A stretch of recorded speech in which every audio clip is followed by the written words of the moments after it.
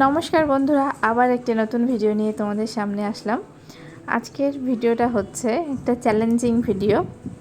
আর এই যে একটা থালা দেখে বুঝতেই পারছো আমি ঠিক কী করতে চলে এসেছি। আর এটা হচ্ছে ছাদ, আর দেখো রোদ্দুর, মানে প্রচণ্ড পরিমাণে তাপ, 44 ডিগ্রি, মানে সেই রোদ্দুরে তাপে চলে এসেছি। তোমরা আশা করি বুঝতেই পেরে গেছো যে কী করবো আমি ঠিক।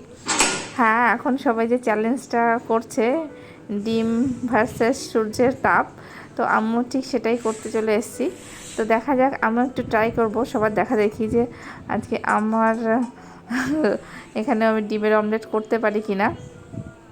তো ডিমের অমলেট করার জন্য আমি কিন্তু থালাটাকে রোদ্দুরের মধ্যে রেখে দিয়েছি। আর এই যে আমি দেখতেই পাচ্ছ প্রচণ্ড প্রচণ্ড প্রচণ্ড গরম।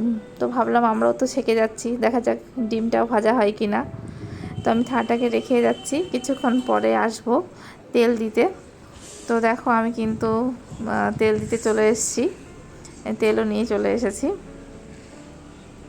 তো আমি তেলটা একটু ঢেলে দেব, আর তেলটা ঢেলে দিয়ে আমি থালার সাথে ভালো করে একটু মাখিয়ে দেবো, যাতে করে তোমার তেলটা একটু ভালোভাবে গরম হয়ে যায়। আর আমি থালাটা কিন্তু ধরতে পারছিলাম না, প্রচণ্ড গরম হয়ে গেছিলো, মানে খুবই গরম হয়ে গেছিলো। যখন তেলটা দিয়ে থালার সাথে আর কি লাগাচ্ছি, তখন মানে তেলে হাত রাখা যাচ্ছে না, এতটা গরম হয়ে গেছে থালা।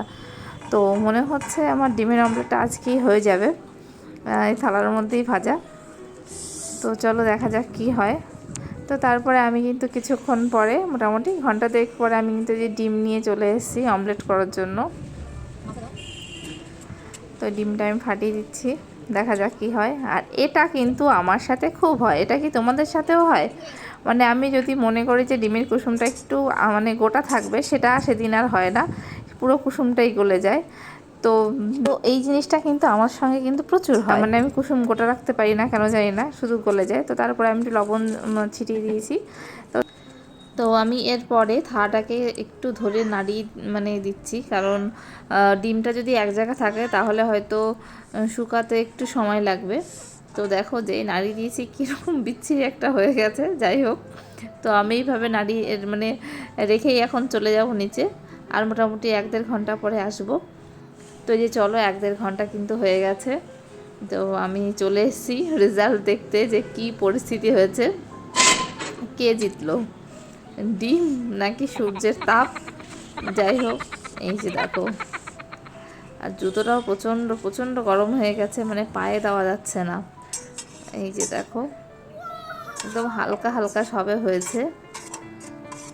তবে যাই হোক, ডিম কিন্তু জিতে গেছে। ডিমকে কিন্তু অমলেট সূর্য কিন্তু বানাতে পারেনি, ঠিক আছে। তো এই হালকা হালকা একদম একটু একটু করে হয়েছে, পুরো বেকার গেছে জিনিসটা। এই যে সবাই দেখাচ্ছে যে ডিমের অমলেট হয়ে যাচ্ছে, তারপরে তেলের মধ্যে মাছ ফুটছে রোদ্দুরের তাপে, এর পুরোটাই কিন্তু বেকার, আদৌ কিন্তু কিছুই হয় না। আর এই থালাটার মধ্যে থেকে কি বিচ্ছিরি একটা গন্ধ বেরোচ্ছে। তো বন্ধুরা, এটা হচ্ছে পুরোটাই বেকার, ঠিক আছে। আমার পুরো 6 টাকা জলে গেল, বেকার বেকার।